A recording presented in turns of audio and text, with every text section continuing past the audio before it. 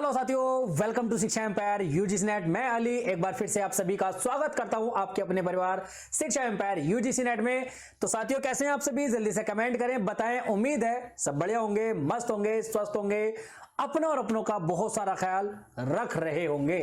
तो साथियों, जैसा कि आप सभी को पता है, हमने एक very very most important unit को शुरू कर दिया है। वो कौन सी यूनिट है? वो है higher education. Higher education unit शुरू हो चुकी है। आज हमारी दूसरी क्लास है और दूसरी क्लास में आज हम बेसिक ही जानेंगे। हमने कहा था, है ना, हमने वादा किया था कि पिछली क्लास में कि हमारी शुरुआत की जो 2 क्लासें होने वाली हैं, बिल्कुल बेसिक क्लास होने वाली है। आज की क्लास में थोड़ा कम बेस होगा क्योंकि कल की क्लास में हमने बहुत ज्यादा बेसिक स्टार्ट किया है। उसमें हमने देखा है एजुकेशन क्या है, एजुकेशन में भी हमने एजुकेशन का एम क्या होता है वो देखा और डिफरेंट टाइप ऑफ एजुकेशन के एम देखे।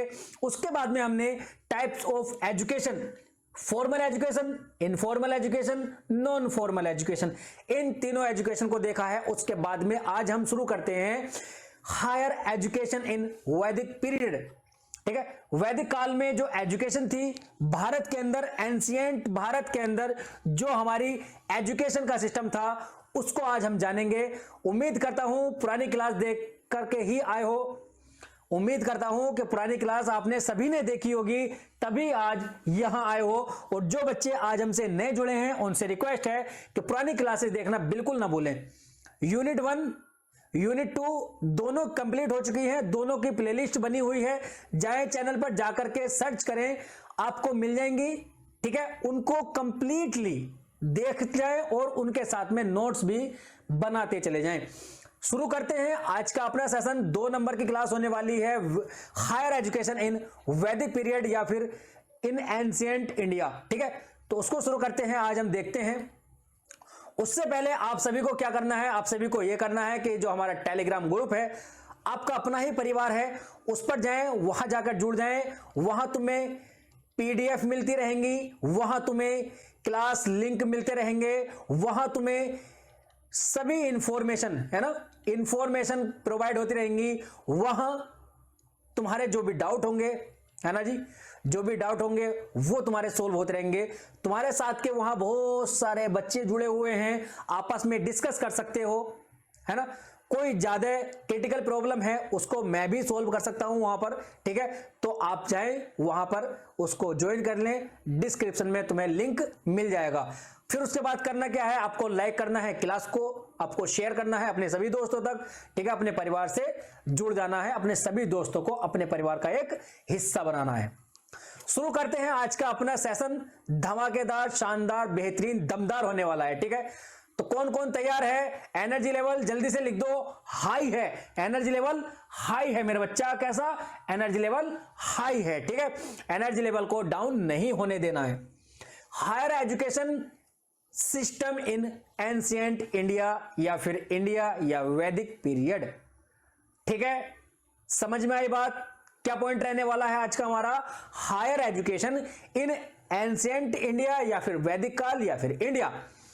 बात करें हम प्राचीन काल की, यानी कि एंशिएंट टाइम की, तो भारत के अंदर सबसे मैं कह सकता हूं, है ना, या ये कह सकते हैं कि भारत जो है वो एंशिएंट टाइम से ही, प्राचीन काल से ही शिक्षा का, एजुकेशन का केंद्र रहा है। भारत वैदिक काल से ही, एंशिएंट टाइम से ही एजुकेशन का सेंटर रहा है। बड़ी बड़ी यूनिवर्सिटियां हमारे भारत के अंदर हुई हैं। देश विदेश से लोग यहां पढ़ने आते थे, चाहे वो कोई सा भी क्षेत्र हो, चाहे वो विज्ञान का क्षेत्र हो, चाहे वो चिकित्सा का क्षेत्र हो, चाहे वो कोई शास्त्रीय क्षेत्र हो, कोई भी क्षेत्र हो, किसी भी फील्ड में हमारे यहां भारत के अंदर एजुकेशन बहुत उच्चतम रही है हमेशा से।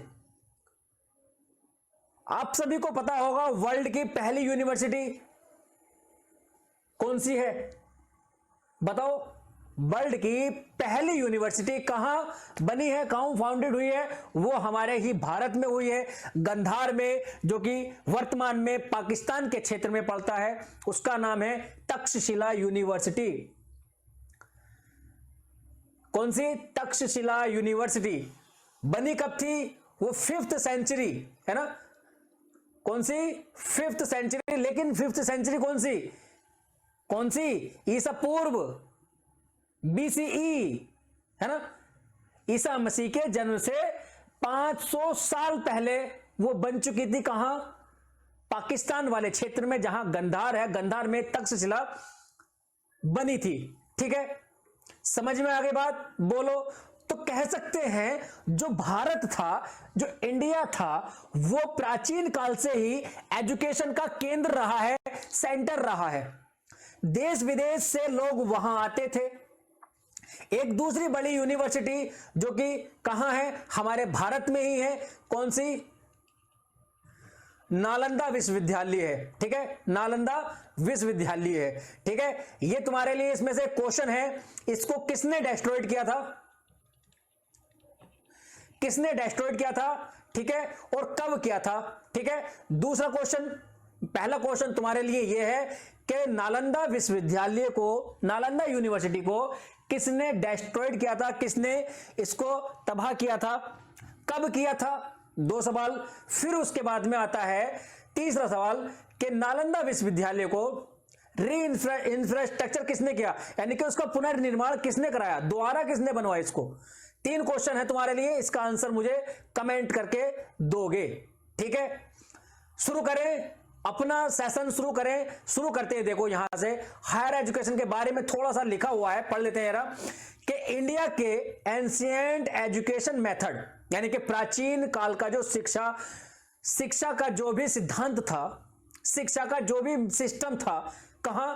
एंशिएंट टाइम में इंडिया के अंदर। ठीक है, तो इसमें क्या दिया गया है कि इंडिया के एंशिएंट एजुकेशन मेथड में हमें इनफॉर्मल एंड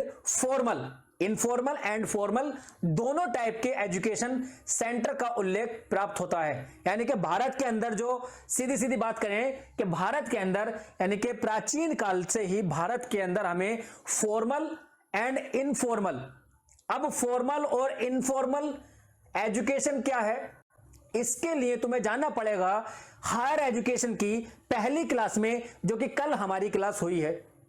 कल हमारी हायर एजुकेशन की पहली क्लास हुई है, फॉर्मल, इनफॉर्मल, नॉन फॉर्मल, औपचारिक, अनौपचारिक, गैर औपचारिक, इन तीनों प्रकार की एजुकेशन को हमने बहुत ही डिटेल में इनके बारे में जाना, इनके उदाहरणों के बारे में एग्जांपल देखे, इनकी कैरेक्टरिस्टिक्स देखी, विशेषताएं देखी, तीनों के बारे में बहुत अच्छे से डिटेल में हमने कल डिस्कस किया है। तो जो बच्चे आज हमसे नए जुड़े हैं, वो अगर कंफ्यूज हो फॉर्मल इनफॉर्मल एजुकेशन क्या है, तो वो पिछली क्लास जरूर देखें, कल वाली क्लास जरूर देखें। ठीक है, तो यहां हम बात करते हैं कि जो एंशिएंट टाइम था, एंशिएंट टाइम में ही जो इंडिया था, इंडिया हमारा सेंटर रहा है फॉर्मल और इनफॉर्मल दोनों प्रकार की एजुकेशन का। ठीक है जी, बात हो गई यहां पर। अब यहां देखो, फॉर्मल एजुकेशन हमारी कहां होती थी? मंदिरों में जो होती थी, है ना, मंदिरों के अंदर जो शिष्य बनाए जाते थे। ठीक है, आश्रमों में के अंदर जो एजुकेशन होती थी, गुरुकुलों में जो होती थी, है ना, आजकल तो बहुत ज्यादा फेमस है गुरुकुल। ठीक, तो इनके थ्रू जो भी एजुकेशन प्रोवाइड हो रही थी, वो कौन सी थी जी? फॉर्मल एजुकेशन थी। कौन सी? Formal education. बात करते हैं इनफॉर्मल एजुकेशन की। अब इनफॉर्मल एजुकेशन में हमारा जो शिक्षा हमें फैमिली से मिल रही थी, है ना, जो शिक्षा हमें प्रीस्ट से मिल रही थी, यानी पुरोहितों से मिल रही थी, जो शिक्षा हमें पंडितों से मिल रही थी, जो शिक्षा हमें सन्यासियों से मिल रही थी, ठीक है, या त्योहारों के प्रसंग में जो हमें एजुकेशन मिल रही थी, वो एजुकेशन हमारी इनफॉर्मल एजुकेशन है। अब तुम्हें यहां एक शब्द देखने को मिल रहा होगा, पुरोहित, है ना, पुरोहित। अब पुरोहित क्या है जी?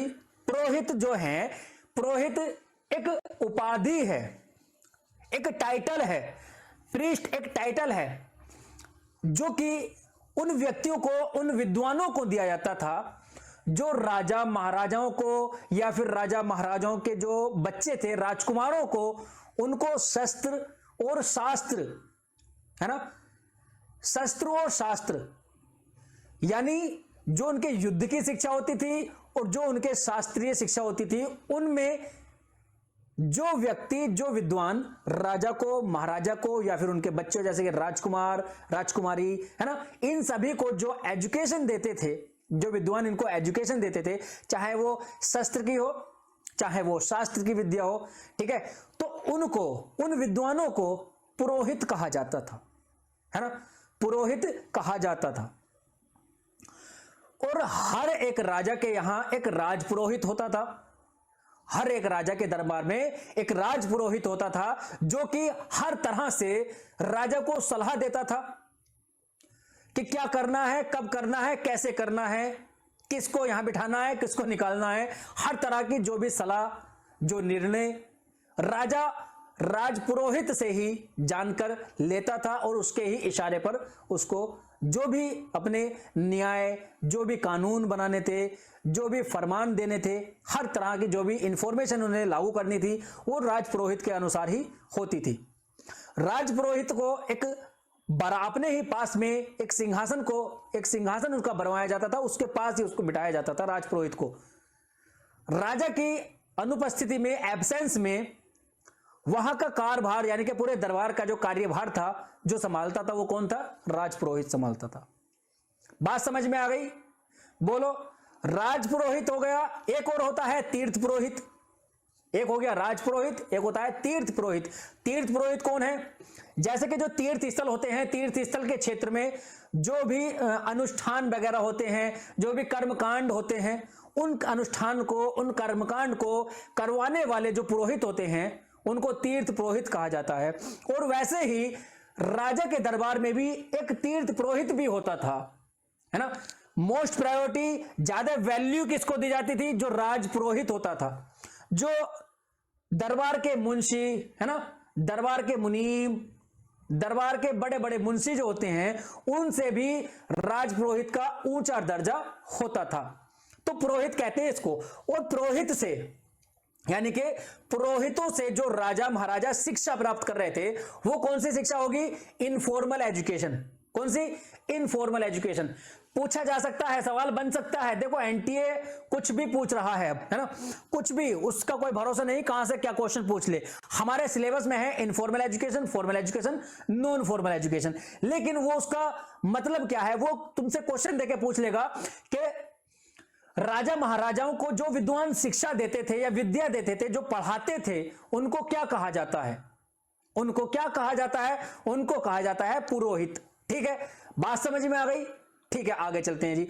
और पुरोहितों से प्राप्त जो शिक्षा होती है, उसको कौन सी शिक्षा कहते हैं जी? इनफॉर्मल यानी कि अनौपचारिक शिक्षा। ठीक है, यहां तक बात हो गई। अब डिफरेंट धर्म सूत्राज, है ना, जो धर्म सूत्र होते हैं, अलग अलग धर्म सूत्रों में इस बात का उल्लेख है। धर्म सूत्रों में, धर्म सूत्र जो होते हैं, एक पुस्तक है, धर्म ग्रंथ है धर्म सूत्र, उसके अंदर इस बात का उल्लेख है, उसमें दिया गया है कि जो माता है यानी कि जो मदर होती है, वह बच्चे की सर्वश्रेष्ठ गुरु होती है। बच्चे का पहला शिक्षक, सबसे पहला शिक्षक, सबसे बड़ा शिक्षक कौन है? उसकी मां है। ठीक है, इंसान का, मनुष्य का, बालक का, बच्चे का सबसे बड़ा, सबसे पहला शिक्षक, सबसे बड़ा, सबसे पहला टीचर कौन होता है? उसकी मां होती है।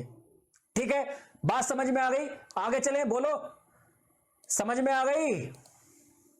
यहां तक कोई डाउट, कोई कंफ्यूजन, कोई दुख, कोई दर्द, तकलीफ हो तो बताओ जल्दी जरा। आगे चलते हैं। यहां देखो, यहां कुछ यूनिवर्सिटीज हैं, है ना, यूनिवर्सिटीज हैं जिनको हम आगे भी पढ़ेंगे। फिलहाल यहां तुम इनके फोटोज देख लो। मैं हट जाता हूं 1 मिनट के लिए। ठीक है, यहां जैसे कि विक्रमशिला यूनिवर्सिटी है, पुष्पगिरी यूनिवर्सिटी है, रत्नागिरी यूनिवर्सिटी है, टक्षशिला यूनिवर्सिटी है, नालंदा यूनिवर्सिटी है, वल्लभी यूनिवर्सिटी है, विक्रमपुर यूनिवर्सिटी है, सोमापुरा यूनिवर्सिटी है, जगदला यूनिवर्सिटी है, ओदांतपुरी यूनिवर्सिटी है। ये 10 यूनिवर्सिटी है टॉप एंशिएंट यूनिवर्सिटी, है ना। कौन सी? टॉप एंशिएंट यूनिवर्सिटी, जो कि प्राचीन काल में हमारी यूनिवर्सिटी पाई जाती हैं। ठीक है जी। मोस्ट फेमस यूनिवर्सिटी टक्षशिला, नालंदा, ठीक है, रत्नागिरी, ठीक है, और विक्रमशिला। तो ये और वल्लभी यूनिवर्सिटी भी बहुत अच्छी है, बहुत ज्यादा प्रचलित यूनिवर्सिटी है। ठीक है जी, आगे चलते हैं, इनको यहां देख लो और आगे इनको एक पूरी क्लास, शायद एक क्लास हमें इन यूनिवर्सिटी के ऊपर ही लेनी पड़ेगी। सभी को हम जानेंगे, सभी की विशेषताओं को, सभी के बारे में जानेंगे। ठीक है जी, कहां बनी है, कैसे बनी है, किसने बनवाई थी, कब कब इसमें क्या क्या बदलाव होते रहे हैं, और ये किस लिए, किस क्षेत्र के लिए ज्यादा फेमस रही है ना। कि जैसे कि तक्षशिला है, तक्षशिला किस क्षेत्र में, किस फील्ड में ज्यादा फेमस रही है। 3 क्वेश्चन तुम्हें मैंने दिए हैं नालंदा से रिलेटेड, उनको तुम्हें सर्च करना है और कमेंट करके बताना है। ठीक है, बहुत ही इजी क्वेश्चन है, बिल्कुल इजी क्वेश्चन। ठीक, आगे चलते हैं, बात करते हैं वैदिक पीरियड की। अब यहां से शुरू होता है हमारा सिलेबस, यहां से सिलेबस शुरू होता है। ठीक है, सिलेबस जो शुरू होता है हमारा वो यहां से शुरू होता है। अब तक हमारी क्लास में जो चल रहा था, अब तक बेसिक चल रहा था, बिल्कुल बेस, जिसको बोलते हैं ना आधार, आधारशिला बन रही थी। किसी को मकान बनाना है, वो मकान को बेस में जो बनाता है, जो बेस होता है मकान का, उसको बहुत ज्यादा मजबूत बनाया जाता है। मकान का बेस जितना मजबूत होगा, उसके ऊपर को तुम बिल्डिंग कितनी भी बड़ी बना लो। और हमारी जो हायर एजुकेशन की जो बिल्डिंग बनने वाली है ना, ये बहुत बड़ी बिल्डिंग है और बहुत ही उच्च बिल्डिंग बनने वाली है। ठीक है, हायर एजुकेशन की हायर बिल्डिंग बनने वाली है, तो इसलिए इसका बेस मजबूत करके हमें चलना है। ठीक है, यहां से शुरू करते हैं। बेसिकली जो टीचर होते हैं अधिकतर, मैंने खुद देखा है, जो पेड क्लासों में भी पढ़ाते हैं, 5-5 हजार 6-6 हजार रुपए लेने के बाद भी यहां से शुरू करते हैं, वो बेस बताना नहीं चाहते। अक्सर कोई बेसिक बातें करना ही नहीं चाहता। कुछ बच्चे भी वही हैं जो सोचते हैं कि अरे यार बेसिक बेसिक बेसिक है, हमें नहीं पढ़ना बेसिक, है ना। बच्चे भी यही सोचते हैं कि बेसिक हमें नहीं पढ़ना, अरे ये तो मुझे आता है, अरे ये तो मुझे आता है, इसको मैं नहीं पढ़ रहा, इसको मैं नहीं पढ़ रहा, मैं हायर चीजें पढ़ूंगा, ऊंची ऊंची चीजें पढ़ूंगा, जो टिपिकल है वो पढ़ूंगा। बेसिक चीजें मुझे सब क्लियर है ना, बेसिक चीजें मुझे सब क्लियर है। तो इस भ्रम में ना रहें, इस ओवर कॉन्फिडेंस में ना रहें, क्योंकि अक्सर इंसान को जो गिराता है ओवर कॉन्फिडेंस, बिल्कुल एकदम मुंह के बल गिराते हैं। कहते हैं ना कि मुंह के बल गिरना, अब मुंह के बल गिरा हुआ जल्दी से उठता नहीं है। ठीक है, वही चीज यहां उन बच्चों के साथ होती है जो सोचते हैं कि बेसिक नहीं पढ़ना है हमें। इसके लिए, ओवर कॉन्फिडेंस के लिए एक बात कहूं, एक लाइन है कि मेरा अज़्म इतना बुलंद है, मुझे पराए शोलों का डर नहीं। मेरा अज़्म इतना बुलंद है, मुझे पराए शोलों का डर नहीं। मुझे डर आतिशे गुल का है, मुझे डर आतिशे गुल का है, कहीं ये चमन को जला न दे, कहीं ये चमन को जला न दे। मतलब क्या है इसका, मेरा अज़्म इतना बुलंद है कि मुझे दूसरों के शोलों से, दूसरों के तानों से, दूसरों के वारों से कोई डर नहीं। मुझे डर आतिशे गुल का है, यानी कि जो फूलों के अंदर ही जो आतिशबाजी होती है ना, फूलों के अंदर जो आतिशबाजी होती है, मुझे डर उन्हीं का है, कहीं ये चमन को, पूरे चमन को, पूरे गुलिस्तान को जला ना दे। तो वही चीज है कि ओवर कॉन्फिडेंस बिल्कुल नहीं करना है, बेसिक चीजों को भी पढ़ते रहना है। ठीक है, और जो बच्चे नए हैं जिन्होंने अभी अभी में शुरुआत की है, उनके लिए तो बिल्कुल गोल्डन क्लास होने वाली है। बिल्कुल बेसिक से क्या है, उनकी बेस इतना मजबूत हो जाएगा कि आगे उनको दिक्कत नहीं होने वाली। ठीक है, शुरू करते हैं हायर एजुकेशन इन वैदिक पीरियड। यहां से एक चीज ध्यान रखना, ठीक है, एक चीज का ध्यान रखना, मैं बता रहा हूं, हर क्लास में बता रहा हूं, मैंने पिछली क्लास में बताया था, जो वैदिक पीरियड है, वैदिक पीरियड की जो एजुकेशन है, चाहे तुम इंग्लिश मीडियम के हो, चाहे तुम हिंदी मीडियम के हो, मेरी हम्बल रिक्वेस्ट है कि तुम इस पीरियड को, वैदिक शिक्षा को, वैदिक काल की एजुकेशन को हिंदी में पढ़ लेना। हिंदी में पढ़ोगे आसानी मिल जाएगी, इंग्लिश में पढ़ोगे थोड़ा सा डिफिकल्ट हो जाएगा, इसलिए कोशिश करना हिंदी में पढ़ लेना, क्योंकि इसकी टर्मिनोलॉजी थोड़ी सी डिफरेंट आ जाती है। ठीक है, शुरू करते हैं, बाकी बातें बाद में होती रहेंगी। देखो एंशिएंट टाइम में, देखो एंशिएंट टाइम से ही इंडिया एजुकेशन एंड लर्निंग का केंद्र रहा है, जो हमने अभी पहले बात की थी कि यहां पर देश विदेश के लोग, है ना, देश विदेश के लोग यहां अपने भारत में पढ़ने आते थे। चीन के लोग नालंदा में कितने मिलते थे, वहीं सांग बहुत बड़ा विद्वान है, ठीक है, यहां पढ़े हैं, ठीक। और यहां तुमने देखा भी होगा कि कितनी ज्यादा संख्या में यहां पर नालंदा में, तक्षशिला में, ये सब जो यूनिवर्सिटी उस समय में थी, उस समय में भी आज की यूनिवर्सिटियों की संख्या इतनी नहीं होती है छात्रों की, जितनी छात्रों की संख्या उस समय में होती थी, क्योंकि पूरे देश विदेश से, पूरे विश्व से लोग, विश्व से छात्र यहां पढ़ने आते थे। तो शुरू से ही जो भारत है, जो इंडिया है, वो शिक्षा का, एजुकेशन का केंद्र रहा है। ठीक है जी, बात करते हैं आगे। यहां देखो, इंडिया में एजुकेशन का ओरिजिन वैदिक पीरियड में ही हो जाता है जी। ठीक है, यानी कि इंडिया के अंदर जो एजुकेशन का उद्गम हुआ है ना, उद्गम कहां से हो जाता है, वो हमारा वैदिक पीरियड से ही हो जाता है। जैसे कि हमारे सामने आते हैं वेदास, यानी कि जो वेद थे, ब्राह्मण है ना, ब्राह्मण उनके भाग है ना, और उपनिषद, उपनिषद क्या है, वेदांग है, यानी कि वेदों के अंग हैं। इन सभी की नॉलेज हमें एंशिएंट स्कॉलर्स, यानी कि विद्वानों या ऋषियों से प्राप्त होती है। जो प्राचीन विद्वान हैं, जो प्राचीन ऋषि हैं, उनसे हमें वेदों की, ब्राह्मण की, उपनिषदों की, इन सभी की नॉलेज या ज्ञान प्राप्त हो जाता है। ठीक है जी, वर्ल्ड की फर्स्ट यूनिवर्सिटी तक्षशिला है, जिसको गांधार यानी कि पाकिस्तान रीजन में 5th सेंचुरी BCE, यानी कि BCE, ईसा के जन्म से 500 साल पहले इसको बनाया गया था। ठीक है, यहां एक क्वेश्चन तुम्हारे सामने आता है, वो मैं लिखता हूं कि तक्षशिला यूनिवर्सिटी को किसने बनवाया था। लिखते रहना इन क्वेश्चनों को, क्वेश्चन को ढूंढोगे, क्वेश्चन को जानोगे, क्वेश्चन को पहचानोगे, उसका आंसर फिर तुम दोगे, तो फिर तुम्हें बार बार पढ़ने की जरूरत नहीं है। ये फैक्चुअल चीजों को मैं तुमसे क्यों कहता हूं कि तुम खुद से ढूंढो उनको। ये फैक्ट्स वाली चीजें ना हमें याद नहीं रहती हैं। मैं यहां लिख दूंगा, मैं यहां बता दूंगा, बस इतने से तुम्हारा काम नहीं चलेगा। जब तक तुम उस पर खुद से काम नहीं करोगे, तब तक बात नहीं बनेगी। फैक्ट्स वाली चीजों को जितना ज्यादा तलाशोगे, जितना ज्यादा उस पर रिवीजन करोगे, उतनी ही चीजें हमारे दिमाग में सेट होती हैं। ठीक है जी, यहां देख लो, बात करेंगे तक्षशिला यूनिवर्सिटी को किसने बनवाया था। ये क्वेश्चन तुम्हारे लिए आ जाता है, बन जाता है। ठीक है, बाकी चीजें मैंने यहां लिख दी हैं। गांधार में, गांधार जिले में, जो कि पाकिस्तान के अंदर वर्तमान में है। ठीक है, तक्षशिला यूनिवर्सिटी। ठीक, बात करते हैं वैदिक पीरियड में एजुकेशन का मीडियम क्या था जी, संस्कृत था। वैदिक काल में जो एजुकेशन थी, जो शिक्षा थी, उसका मीडियम यानी कि माध्यम कौन सी भाषा थी, संस्कृत थी। ठीक है जी, बात करें अगर बौद्ध एजुकेशन में, बौद्ध यानी बौद्ध नहीं है, बौद्ध होगा ये, बौद्ध एजुकेशन में मीडियम क्या था, पाली भाषा थी, है ना, पाली भाषा थी। प्राचीन काल की जो भाषा है, देखो भाषाओं का थोड़ा सा यहां मैं वर्गीकरण कर दूं अगर तुम चाहो तो। देखो भाषाएं जो है ना, भारत के अंदर कौन सी भाषा मिलती है बताओ, भारतीय आर्य भाषाएं। कौन सी, भारतीय, यहां लिख दूं भारतीय आर्य भाषाएं। ठीक है, अब भारतीय आर्य भाषाओं को हम 3 प्रकार से डिवाइड करते हैं। लिख लेना, क्वेश्चन पूछा जा सकता है। ठीक है, कैसे कैसे करते हैं, यहां आता है हमारे सामने प्राचीन भारतीय आर्य भाषाएं। ठीक है, लिख लेना, जगह कम है। फिर आता है मध्यकालीन भारतीय आर्य भाषाएं।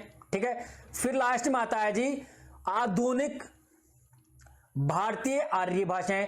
अब जो प्राचीन भारतीय आर्य भाषाएं हैं जो हम पढ़ रहे हैं अभी, प्राचीन भारतीय आर्य भाषाओं के अंदर हमारे सामने 2 प्रकार से निकल कर आती हैं भाषाएं। कौन कौन सी, एक आती है वैदिक संस्कृत। कौन सी, वैदिक संस्कृत। और दूसरी आती है प्राचीन भारतीय आर्य भाषा में से दूसरी आती है लौकिक संस्कृत, जिसको हम खाली संस्कृत भी बोलते हैं। ठीक है, या तो संस्कृत होगा या फिर लौकिक संस्कृत। लौकिक संस्कृत यानी कि लोक की, लोक जगत की संस्कृत। वैदिक संस्कृत जो वेदों में संस्कृत मिलती है, वेदों में जो संस्कृत मिलती है, पुराणों में जो संस्कृत मिलती है, वो कौन सी है, वैदिक संस्कृत। लेकिन जो हम पढ़ते हैं पाणिनि की अष्टाध्यायी, है ना, संस्कृत व्याकरण के बहुत बड़े विद्वान रहे हैं पाणिनि, है ना। पाणिनि ने एक अपना ग्रंथ लिखा है अष्टाध्यायी। तो पाणिनि की अष्टाध्यायी में जो हमारी संस्कृत मिलती है वो कौन सी मिलती है? लौकिक संस्कृत। लेकिन शुरुआत में कौन सी थी? वैदिक संस्कृत, है ना। वैदिक संस्कृत 2000 ईसा पूर्व से 800 ईसा पूर्व तक, फिर उसके बाद में लौकिक संस्कृत 800 ईसा पूर्व से 500 ईसा पूर्व तक चलती है।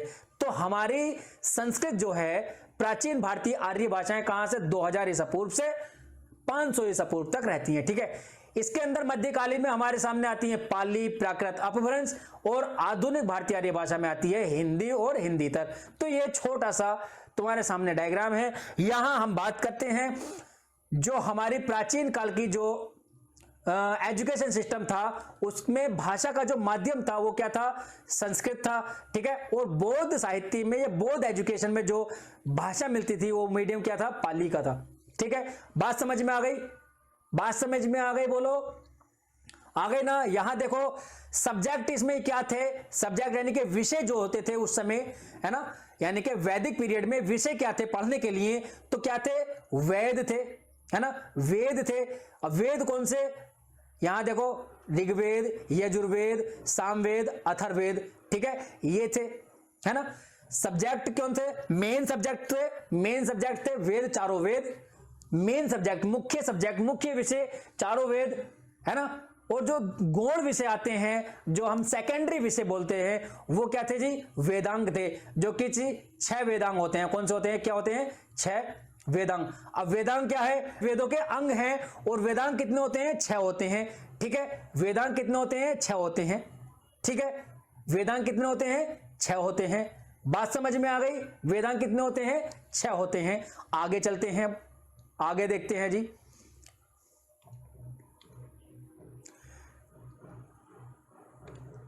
अब यहां देखो सोर्स एजुकेशन, है ना। एजुकेशन के सोर्स क्या थे उस समय में?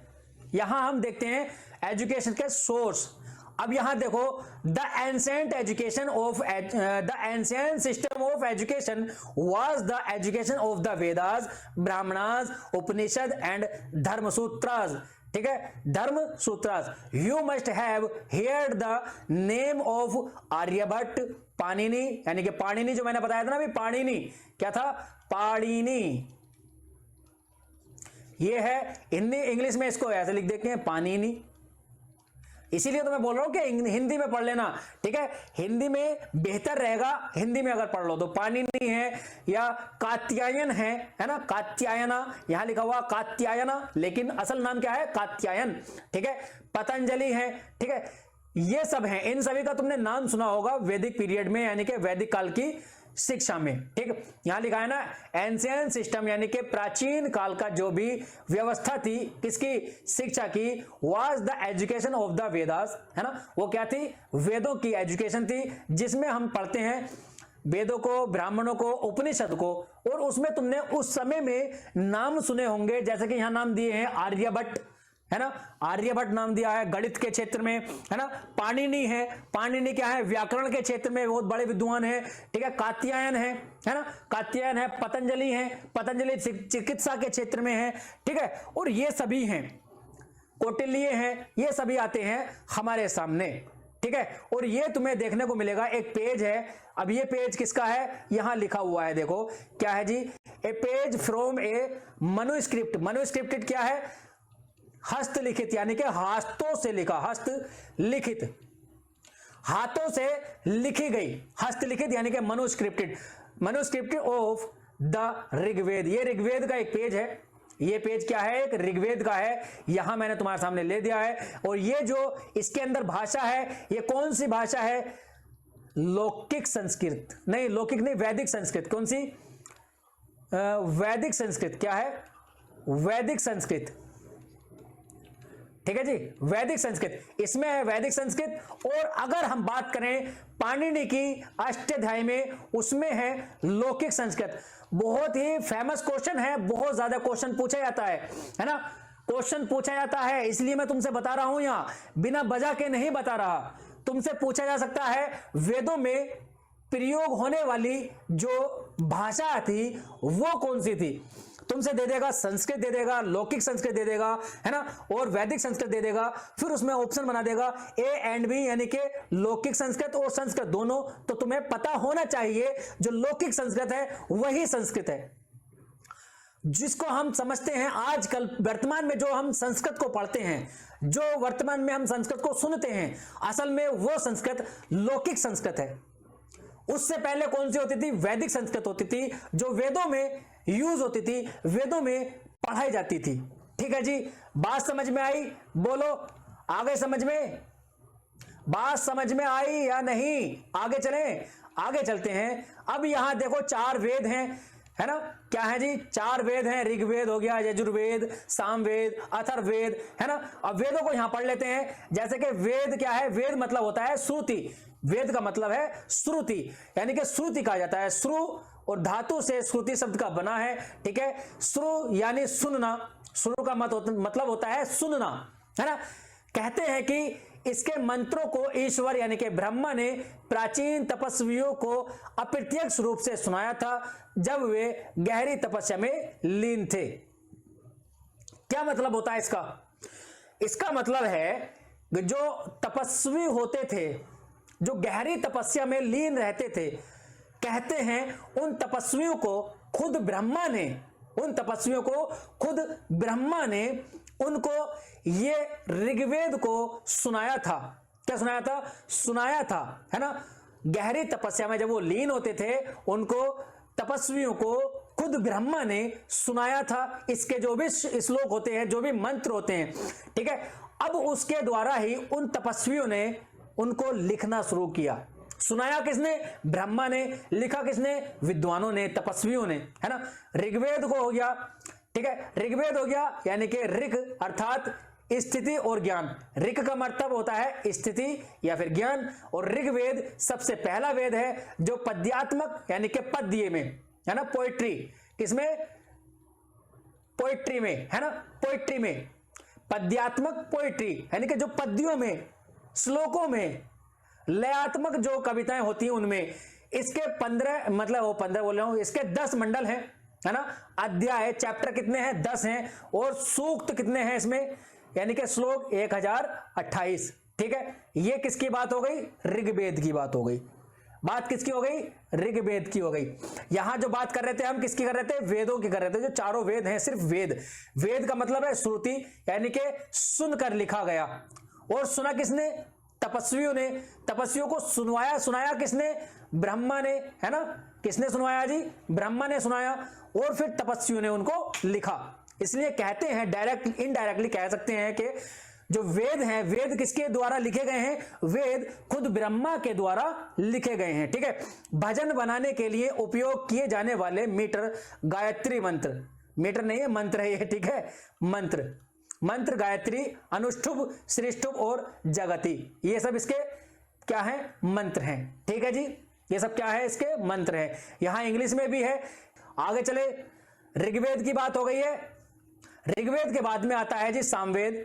रूपांतरण और संगीत, यानी कि साम का अर्थ होता है रूपांतरण, है ना, या फिर संगीत, सभ्यता और उपासना। इस वेद में ऋग्वेद की रचनाओं का संगीत में रूप है। जो ऋग्वेद में ऋचा मिलती हैं, है ना, उन्हीं को संगीत के रूप में हमें कहां मिलता है? वो सामवेद में मिलते हैं। क्या कहां मिलते हैं? सामवेद में। कह सकते हैं, अगर कोई तुमसे पूछे सामवेद किससे संबंधित है, तो सामवेद किससे संबंधित है? संगीत से संबंधित है। किससे संबंधित है? संगीत से। सामवेद में 2 उपनिषद सन्निहित हैं, छंदोग्य और उपनिषद और केना उपनिषद है। ठीक है, कौन कौन से? छंदोग्य उपनिषद और केना उपनिषद। ये किसमें सन्निहित हैं? किसके अंदर पाए जाते हैं दोनों उपनिषद? सामवेद में। ठीक है, पूछा जा सकता है, याद रहेगा?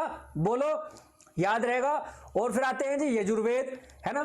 श्रेष्ठतम कर्म की प्रेरणा, श्रेष्ठतम कर्म की प्रेरणा यजुर्वेद में यज्ञ, है ना, यजुर्वेद में यज्ञ, है नहीं, यजुर्वेद में यज्ञ विधियां और यज्ञों में प्रयोग किए जाने वाले मंत्र, जो यज्ञों के अंदर मंत्र यूज होते हैं, उनका संकलन कहां मिलता है हमें? वो मिलता है हमें यजुर्वेद में। ठीक है जी, कहां मिलता है? यजुर्वेद में। 3 प्रकार के वेद हो गए हैं। चौथा वेद है हमारा अथर्ववेद। अथर्व का मतलब है कंपन, है ना, और अथर्व का मतलब है अकंपन। क्या है ये? अथर्ववेद है। अथर्ववेद, अथर्ववेद, अथर्वदेव या अथर्ववेद, ठीक है। अथर्व का मतलब है अकंपन और थर्व का मतलब है कंपन, है ना, वाइब्रेशन। क्या है जी? वाइब्रेशन, ठीक है। ज्ञान से श्रेष्ठ कर्म करते हुए जो परमात्मा की उपासना में लीन रहता है वही अकंपन बुद्धि को प्राप्त होकर मोक्ष धारणा करता है। इस वेद में रहस्यमय विद्याओं, जड़ी बूटियों, चमत्कार और आयुर्वेद आदि का जिक्र है। तुमसे अगर पूछा जाए कि चिकित्सा से संबंधित कौन सा वेद है तो कौन सा है जी? अथर्ववेद है। कौन सा है? अथर्ववेद है। रहस्य किसमें पाया जाता है जी? रहस्य तुमसे पूछा जाए, रहस्य कौन सा है? अथर्ववेद है। तुमसे पूछा जाए कि जादू टोना किसमें पाया जाता है जी? जादू टोना किसमें पाया जाता है? तो रहस्यमय प्रक्रिया है जादू टोना भी, और ये कहां पाया जाता है? ये अथर्ववेद में ही पाया जाता है जी। बात समझ में आई? बोलो, समझ में आई या नहीं? इस वेद में जीवन की दैनिक प्रक्रियाओं, यानी कि जो जीवन में रोजमर्रा की जो भी प्रक्रिया होती है, जो एक्टिविटी होती है, प्रक्रियाओं का बहुत ही अच्छी तरह से वर्णन किया गया है। इसमें 730 सूक्त हैं, 6000 मंत्र हैं यानी कि श्लोक हैं, और 20 पुस्तकें इसके अंदर हैं, ठीक है जी। 20 पुस्तकें इसके अंदर हैं। पेपलाद और सोनाकिया अथर्ववेद के 2 जीवित अंश हैं, यानी कि जिनमें ज्ञान है, जीवित हैं। जो कौन कौन से? पेपलाद और सोनाकिया। कौन कौन से? पेपलाद और सोनाकिया जीवित अंश हैं। पेपलाद और सोनाकिया, कौन कौन से बच्चा? पेपलाद और सोनाकिया, ठीक है। बात समझ में आई? बोलो। वेद हो गए ऋग्वेद, सामवेद, यजुर्वेद, अथर्ववेद, चारों वेद हो गए, है ना, चारों वेद हो गए ना, ठीक है। आगे चलें, बात करें अथर्ववेद। ये तो वही वाला पेज है, ठीक है जी। यहां देखो, इसमें अथर्ववेद ही है, अभी भी अथर्ववेद की बात चल रही है कि इसमें 3 प्राथमिक उपनिषद शामिल है, जैसे कि मुंडक उपनिषद, मांडुक्य उपनिषद और प्रश्न उपनिषद, है ना। पहले वाले में कौन कौन से थे? 2 पहले वाले में उपनिषद थे, 3 इस वाले में है, ठीक है। 20 पुस्तकों में 20 पुस्तकों को उनके भजनों की लंबाई के अनुसार व्यवस्थित किया गया है। इसके अंदर कितनी किताबें हैं? 20 किताबें हैं। किसके अंदर? यजुर्वेद, अथर्ववेद के अंदर, ठीक है, अथर्ववेद के अंदर, ठीक है। बात समझ में आई? सामवेद में भी थे 2 उपनिषद, 2 उपनिषद थे सामवेद में। कौन कौन से थे? छंदोग्य उपनिषद और कैना उपनिषद, छंदोग्य और कैना उपनिषद, ठीक है। बात समझ में आ गई? बोलो। यहां हमारी क्लास कंप्लीट होती है। तो आज हमने क्या क्या जाना? आज हमने एंशिएंट में जो वैदिक पीरियड है उसकी एजुकेशन को जाना। उसके विषय क्या थे? एंशिएंट टाइम में, वैदिक काल में जो एजुकेशन के, जो शिक्षा के विषय थे वो क्या थे? वेद, ब्राह्मणाज, है ना, उपनिषद, वेदांग, ये सब थे। इनमें भी जो मेन यानी कि मुख्य जो विषय थे वो कौन से थे? मेन सब्जेक्ट कौन से थे? वेद थे, चारों वेद, ऋग्वेद, सामवेद, यजुर्वेद, अथर्ववेद, चारों वेद मेन सब्जेक्ट थे, है ना। चारों वेद क्या थे? मेन सब्जेक्ट थे। चारों वेद क्या थे? मेन सब्जेक्ट थे। चारों वेद क्या थे? मेन सब्जेक्ट थे, ठीक है। बात समझ में आ गई?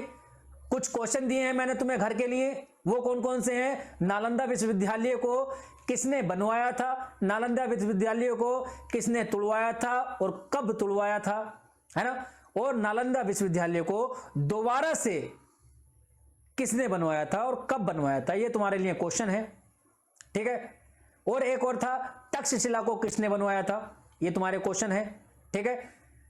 मैं बोलता हूं कि एफर्ट तुम्हें खुद लगाने पड़ेंगे, ये वाले एफर्ट तुम्हें खुद लगाने पड़ेंगे। फैक्चुअल चीजें तुम्हें खुद ढूंढनी पड़ेंगी। ढूंढोगे तो तुम्हारे दिमाग में बैठेंगी, दिमाग में बैठेंगी तो एग्जाम में ऑप्शन देखते ही क्लिक हो जाएंगी। इसलिए मैं तुम्हें घर से देता हूं। ऐसा नहीं है कि मैं बिना फालतू में दे रहा हूं, बिना वजह के दे रहा हूं। और कुछ बच्चे बहुत ईमानदारी से आंसर करते भी हैं, कुछ बच्चे बहुत ईमानदारी से आंसर करते भी हैं। हर एक कमेंट को मैं पढ़ता हूं, हर एक कमेंट को मैं देखता हूं। कौन कौन बच्चा कितने क्वेश्चन कर रहा है, जो मैं कह रहा हूं उसको कैसे कैसे कौन कौन फॉलो कर रहा है। ठीक है, तो आज की क्लास हम यहीं तक रखते हैं। उम्मीद करता हूं क्लास बहुत अच्छी लगी होगी, बहुत ज्यादा समझ में आई होगी, है ना। जो बच्चे आज हमसे नए जुड़े हैं उनसे रिक्वेस्ट है कि पुरानी क्लासेस देखना बिल्कुल ना भूलें, और चैनल को पुराने भी नए भी सभी लाइक शेयर सब्सक्राइब करें, अपने सभी दोस्तों तक इसको शेयर करें। बिल्कुल फ्री ऑफ कॉस्ट आपको कंटेंट प्रोवाइड किया जा रहा है। तो मिलते हैं अगले सेशन में, तब तक के लिए हंसते रहें, मुस्कुराते रहें, अपनों और अपनों का बहुत सारा ख्याल रखें। धन्यवाद, टेक केयर, बाय, जय हिंद।